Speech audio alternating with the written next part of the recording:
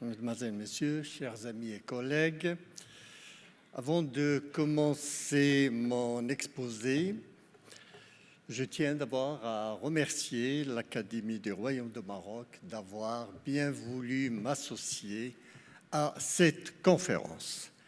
Eh bien, mon exposé portera... Ah, ça ne marche pas. Ça ne marche pas. Ah si, ça va. Mon exposé portera sur l'Anthropocène. L'homme peut-il revenir aux grands équilibres naturels de la Terre qu'à des substances appauvrissant la couche d'ozone et des gaz à effet de serre contrôlés par le protocole de Montréal?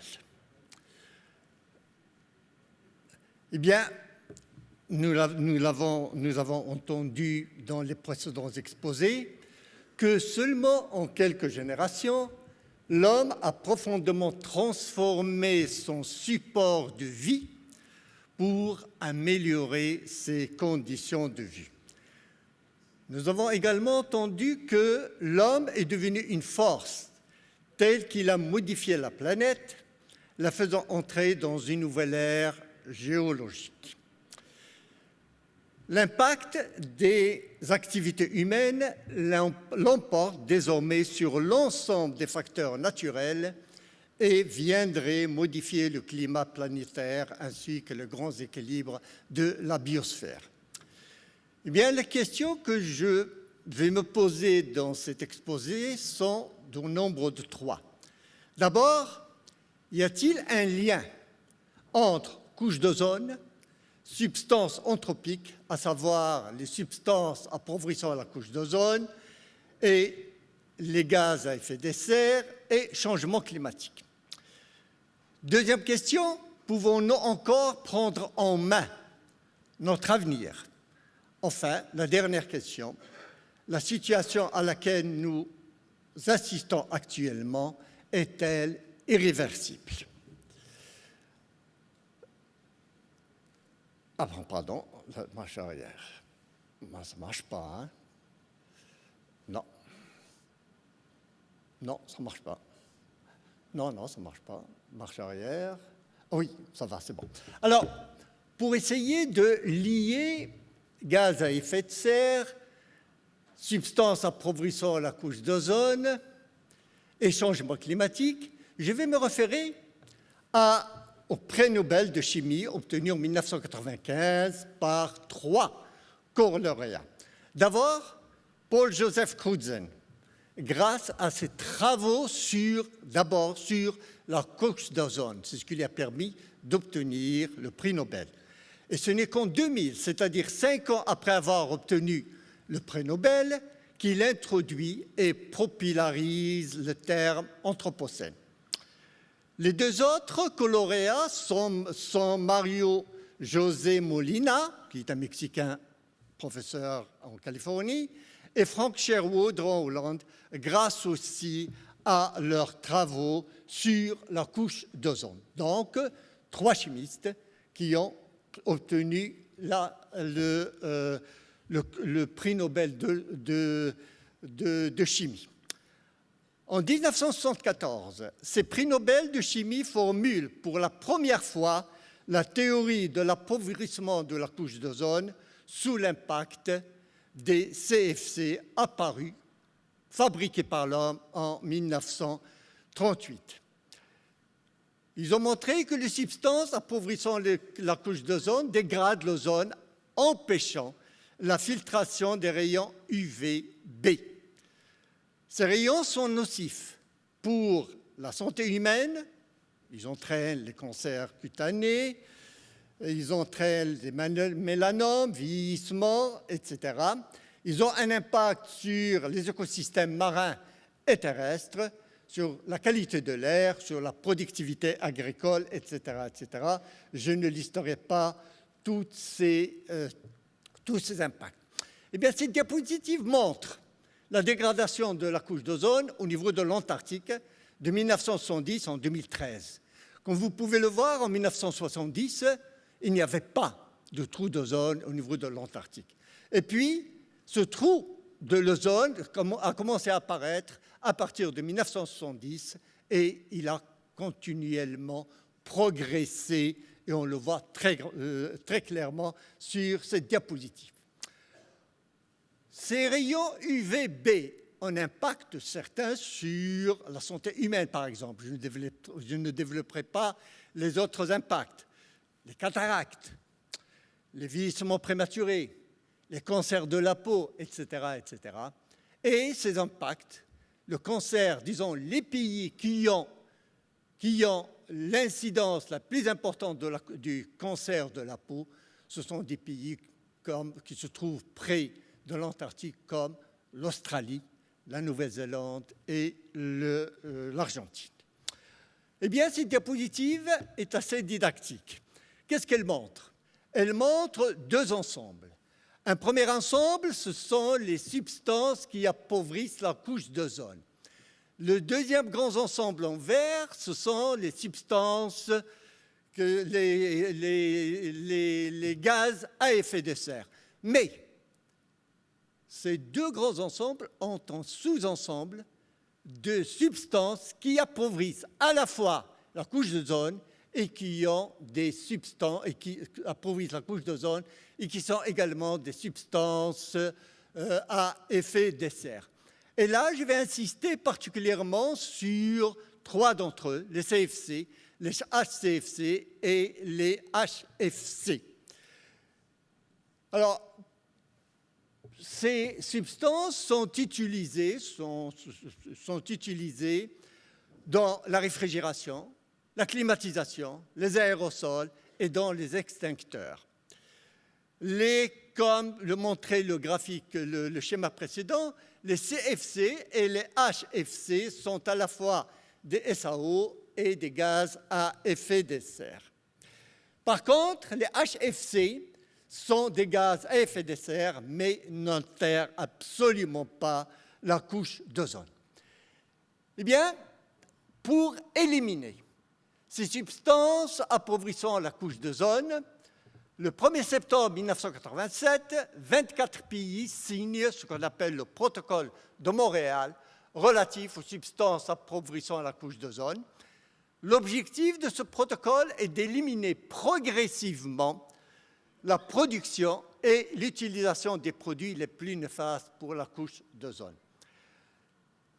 Depuis septembre 2009, le protocole de Montréal a été ratifié par l'ensemble des 197 pays membres de l'ONU, ce qui en fait le seul traité universel. Le protocole de Montréal a fixé des calendriers précis afin d'éliminer les substances appauvrissant la couche d'ozone. Alors, pour ce faire, il a mis en place des groupes de travail, des panels, des task forces qui sont composés d'experts provenant aussi bien développés que de pays en voie de développement. Ces experts, à la demande des parties, lors des réunions des MOP, des Meeting of the Parties, eh bien, rédigent des rapports, font des recommandations, proposent des alternatives. Également, et ce qui est très important, le protocole a mis un fonds multilatéral, du Multilateral Fund, pour aider les pays en voie de développement à respecter leurs engagements vis-à-vis du protocole en menant des essais d'expérimentation et de démonstration d'alternatives aux substances appauvrissant la couche d'ozone et aux gaz à effet de serre. Alors, ceci, c'est tout simplement un petit résumé de ce qui a été obtenu. Comme vous pouvez le voir, les substances appauvrissant la couche d'ozone, toutes, sauf les HCFC, qui seront éliminées vers les années 2020 dans les pays industrialisés et 2040 dans les pays en voie de développement, eh bien, toutes ces substances ont été éliminées. Ce qui fait qu'actuellement, le protocole de Montréal a réussi à éliminer près de 98% des substances appauvrissant la couche d'ozone. Alors, ce graphique montre les conséquences au niveau de son protocole de Montréal avec le protocole de Montréal. Eh bien, d'après les derniers rapports, la couche d'ozone se reconstituera en 2070 au niveau de 1980. Les concentrations de composés chlorés et bromés provenant de la dégradation des SAO dans l'atmosphère sont considérablement diminuées. Et on a observé également des réductions significatives du nombre de cancers de la peau, de cataractes, etc., etc. Eh bien, je reviens à cette diapositive pour montrer le passage des CFC au HCFC et qui ont été actuellement remplacés par les HFC, qui sont des gaz à effet de serre. Ils n'ont aucun impact sur la couche d'ozone. Eh bien, ces HFC, ces substituts qu'on appelle de deuxième génération, ne contiennent pas de chlore. Ils ne participent pas donc à la dégradation atmosphérique, mais par contre, ce sont des puissants gaz à effet de serre. Eh bien, depuis plusieurs années maintenant, les parties, le protocole de Montréal, signataires de protocole, ont largement discuté des alternatives à ces puissants gaz à effet de serre, des moyens financiers et techniques à mettre en place et des calendriers. Eh bien, samedi dernier, à Kigali, lors de la réunion des parties MOP 28, la semaine dernière, les représentants ont décidé d'un calendrier d'élimination des HFC. Eh bien, les 197 pays, dont une quarantaine de ministres, et Madame, notre ministre de l'Environnement, Hakim Al-Hayt, y était, ainsi que le secrétaire d'État américain John Kerry, des ONG, donateurs, etc., ont participé à cette réunion. Là, une vue de la réunion donc, de l'accord mondial de Kigali sur l'élimination des HFC et lors de cet accord qui peut être considéré comme un accord historique, eh bien, des calendriers d'élimination des HFC ont été signés et par 3 groupes, les pays industrialisés, pour les pays en voie de développement, 2 groupes avec des vitesses différentes pour l'élimination. Donc, on peut considérer que l'accord est une avancée majeure dans la lutte contre le réchauffement climatique et donne un signal fort au monde à quelques semaines de la COP 22. Une ou 2 dernières diapositives concernant les défis. Bien sûr, des succès, mais le protocole de Montréal rencontre de nombreux défis. D'abord, la dernière phase d'élimination de certaines substances comme les CFC, le bromure de méthyle, continue à poser quelques difficultés. Les SAO et les gaz à effet de serre en stock actuellement dans plusieurs pays, particulièrement dans les pays en voie de développement, constituent un défi pour le protocole.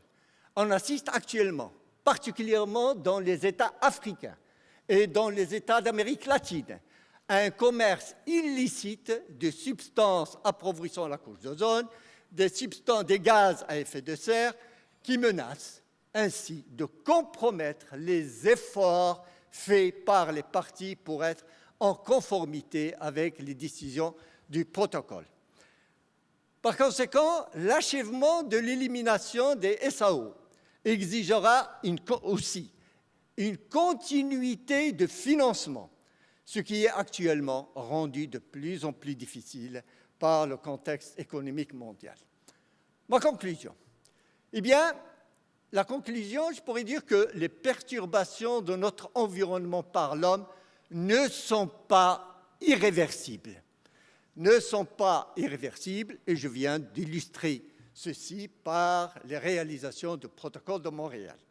Le protocole de Montréal qui a atteint plusieurs objectifs, à savoir l'élimination totale ou en cours des substances appauvrissant la couche d'ozone et des gaz à effet de serre, la reconstitution de la couche d'ozone, l'amélioration de la santé humaine, des écosystèmes terrestres, etc., la réduction de l'impact des substances et gaz sur les changements climatiques, et également, ce qui est important et qui a pu développer la formation et la recherche dans plusieurs pays en voie de développement, c'est le financement qui a été accordé par le Fonds multilatéral du protocole de Montréal.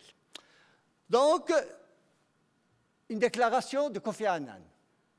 Une déclaration de Kofi Annan, ancien secrétaire général des Nations Unies, qui a déclaré « Probablement, et jusqu'à présent, le protocole de Montréal a été le seul accord international ayant eu le plus de succès. » Ce matin, j'ai reçu un témoignage d'une collègue de Madagascar qui dit, à propos de l'amendement du protocole de Montréal à Kigali, « Félicitations pour nous tous. C'est un premier pas pour chaque pays de pouvoir avancer dans la mise en œuvre de la COP 21 et à la réussite de la COP 22. Je pense que c'est un message extrêmement clair qui a été envoyé par Madame la ministre de l'Environnement, de l'Écologie, des Forêts de Madagascar. Eh bien, sur ce, je vous remercie de votre attention.